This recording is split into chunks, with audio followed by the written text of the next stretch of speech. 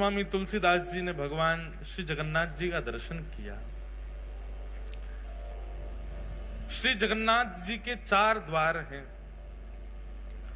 उत्तर द्वार, दक्षिण द्वार, पश्चिम द्वार और पूर्व द्वार। इन द्वारों के भी अपने अपने महत्व हैं। पूर्व द्वार जो है उसको सिंह द्वार कहते हैं, जो कि धर्म का स्वरूप है। वहीं से ही प्रवेश होता है मंदिर में, उसको सिंह द्वार कहते हैं और वो धर्म स्वरूप माना जाता है। आपने देखा होगा कि सिंह, जो लोग गए जगन्नाथपुरी, सिंह द्वार से जब मंदिर में प्रवेश करते हैं तो सिंह द्वार में श्री पतित पावन भगवान विराज रहे हैं। जैसे ही आप भीतर प्रवेश करोगे, द्वार में प्रवेश करते ही इधर मतलब ऐसे जाओगे तो आपके दाहिनी ओर भगवान जगन्नाथ जी का एक स्वरूप होगा, छोटा सा। वो साक्षात जगन्नाथ जी, उनका नाम है पतित पावन भगवान। क्या नाम है? पतित पावन।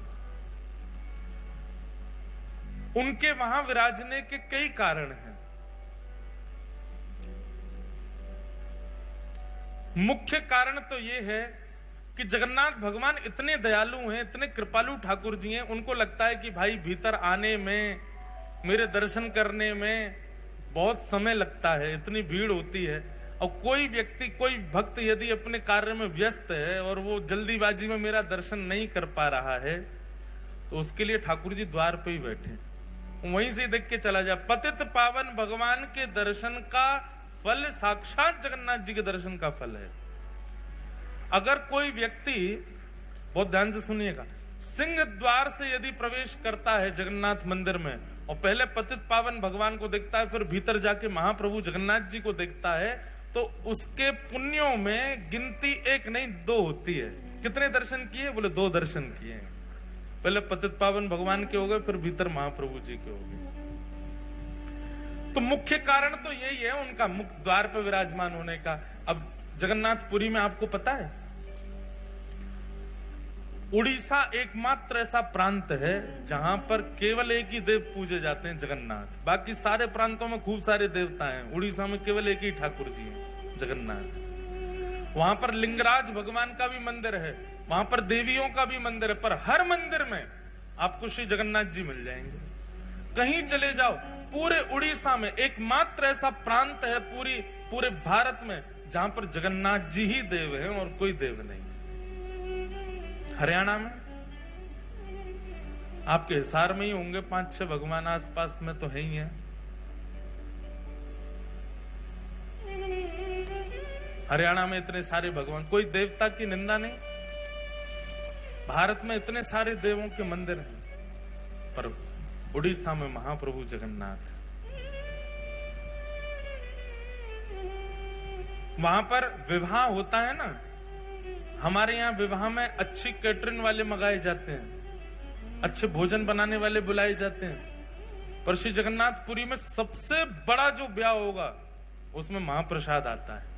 महाप्रसाद ही पाते हैं सारे, बाराती हो, घराती हो। और महाप्रसाद का नियम है, वो टेबल पर नहीं पाया जाएगा, उसको आसन पर बैठ के नहीं पा सकते। मतलब चाहे जितने लाख का तुम सूट पहन के आए हो, ब्याह में महाप्रसाद ही पाना, और महाप्रसाद नीचे बैठ के ही पाना, उसी को पा करके सब लोग आनंदित होते हैं। तो जगन्नाथपुरी में विवाह तब तक संपन्न नहीं होता जैसे बड़े बूढ़ों का ब्याह होना चाहिए, बड़े बूढ़ों का आशीर्वाद मिले तब ब्याह संपन्न। ऐसे जगन्नाथपुरी में वर और वधू जो है, वो जब तक श्री जगन्नाथ प्रभु को देख ना लें तब तक उनका विवाह संपन्न नहीं होता। अब विवाह बहुत बड़े ऊंचे स्केल पे हो रहे हैं, बहुत व्यस्तता हो जाती है, भागदौड़ बहुत होती है, तो बेचारे दोनों वर वधू बाहर से पतित पावन भगवान को देख के वहीं माला पहना देते हैं। दूसरा पतित पावन भगवान के बाहर विराजने का स्वरूप यह है कि जब म्लेच्छों ने भारत में आक्रमण किया और मंदिर ध्वस्त करने लगे,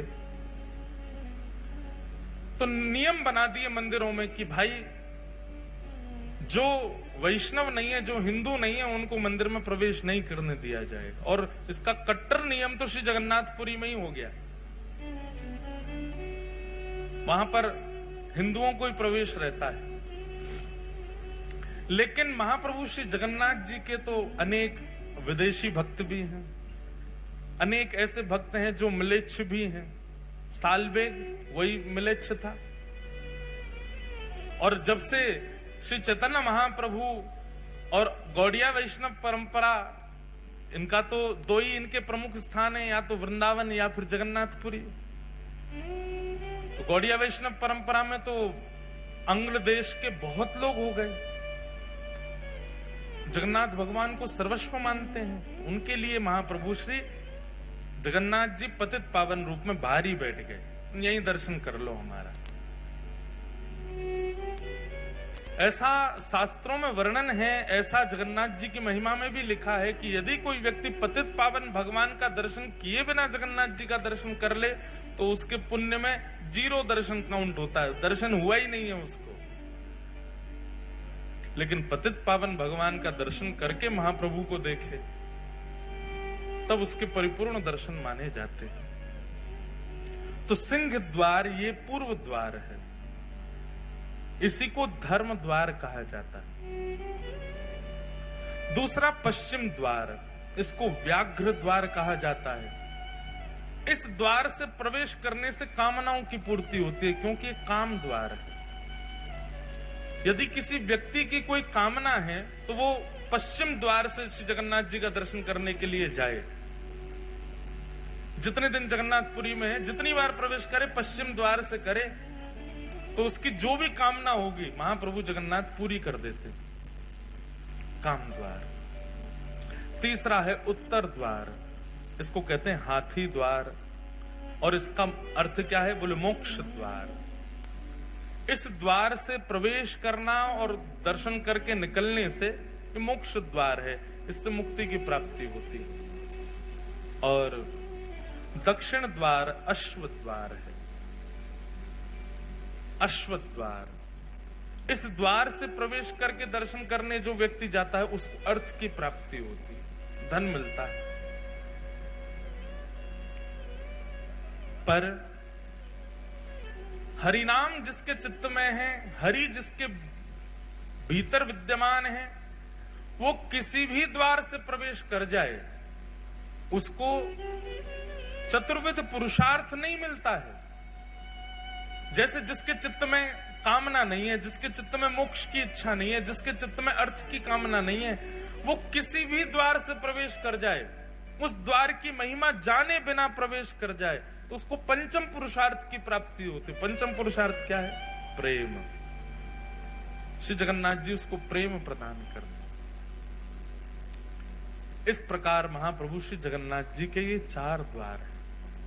इन 4 द्वारों से श्री जगन्नाथ जी के दर्शन करने को वैष्णव जन प्रवेश करते हैं। दर्शन